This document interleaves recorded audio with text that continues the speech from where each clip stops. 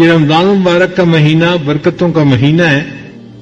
ہمارے اکابر کسی کی بزرگی کا لحاظ کرتے تو اس کے رمضان دیکھتے کہ کتنے رمضان گزارے ہیں. تو جی فلاں نے تو زندگی کے 30 رمضان گزارے ہیں، وہ تو بڑا بزرگ آدمی ہے. اور اس مہینے کی انتظار اللہ کے محبوب صلی اللہ علیہ وسلم کیا کرتے تھے. اللہم بارک لنا فی رجب و شعبان و بلغنا رمضان. اللہ کے حبیب صلی اللہ علیہ وسلم دعا مانگتے تھے، اے اللہ ہمیں رجب اور شعبان کے اندر برکت عطا فرما اور بقریت ہمیں رمضان تک پہنچا. جس مہینے تک پہنچنے کی دعا رحمت للعالمین کرتے ہوں وہ مہینہ کتنا برکتوں اور رحمتوں والا ہوگا. اب اللہ کا فضل دیکھیے، اللہ نے ایک مرتبہ زندگی میں پھر ہمیں رمضان عطا کر دیا. تو لگتا ہے کہ اللہ کا ارادہ خیر کا ہے، وہ ہمیں بخشنا چاہتے ہیں. ورنہ کتنے لوگ تھے جو رمضان سے پہلے دنیا سے چلے گئے. ہر روز جنازے اٹھتے ہیں. ہسپتالوں میں دیکھیے، آپ کو پتہ چلے گا جی کہ یہاں اتنے بندے فوت ہو گئے، یہاں اتنے فوت ہو گئے.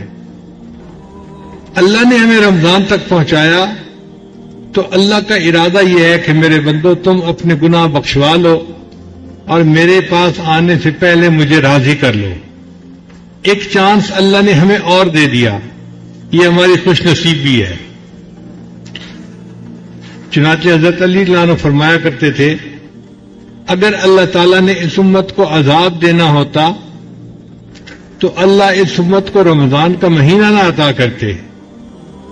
رمضان کا مہینہ دینے کا مطلب ہی یہی ہے، اللہ امت کو بخشنا چاہتے ہیں. لہذا اس مہینے میں ہمیں چاہیے کہ تلاوت قرآن مجید زیادہ کریں اور روزے کو صحیح معنوں میں روزے رکھیں. علماء نے لکھا ہے کہ روزے کے 3 درجات ہیں. پہلا درجہ یہ ہے کہ انسان کھانے پینے سے بچے تو روزہ ہو گیا اس کا. مگر اس سے اونچا درجہ یہ ہے کہ انسان اپنے اعضاء کو گناہوں سے بچائے، آنکھ سے غلط نہ دیکھے، زبان سے غلط نہ بولے، ہاتھ سے کسی کو تکلیف نہ پہنچائے، کوئی کام خلاف شریعت نہ کرے. تو گویا سر سے لے کے پاؤں تک یہ بندہ روزہ دار ہے. یہ روزے کا دوسرا درجہ ہے. اور ایک درجہ اس سے بھی بلند ہے، اور وہ یہ ہے کہ انسان روزے کے دوران ایک لمحہ بھی اللہ سے غافل نہ ہو. اس کا دل ہر وقت اللہ کے ساتھ اٹکا رہے، جڑا رہے، اور وہ اللہ کی یاد میں پورا وقت گزارے. تو ہمیں چاہیے کہ ہم اعتکاف کے ان روزوں کو تیسرے درجے کے مطابق گزارنے کی کوشش کریں. الحمدللہ مسجد کے اندر رہتے ہوئے بہت سارے گناہوں سے انسان ویسے ہی بچ جاتا ہے. یہاں پر بدنظری کی کوئی صورت ہی نہیں، اور اگر آپ موبائل کو کنٹرول کریں تو میوزک سن ہی نہیں سکتے.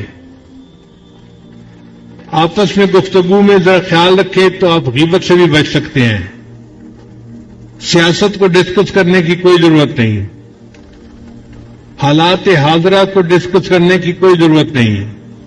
اس کے لیے بہت لوگ ملک میں موجود ہیں جو حالات حاضرہ پہ ڈسکس کرتے رہتے ہیں. ہم یہاں آئے ہیں اللہ کو منانے کے لیے. بس ہمارا کام یہ ہے کہ صبح سے شام تک تلاوت کریں، نمازیں پڑھیں اور اللہ کے ساتھ تار جوڑیں اور اللہ کو راضی کرنے کی کوشش کریں.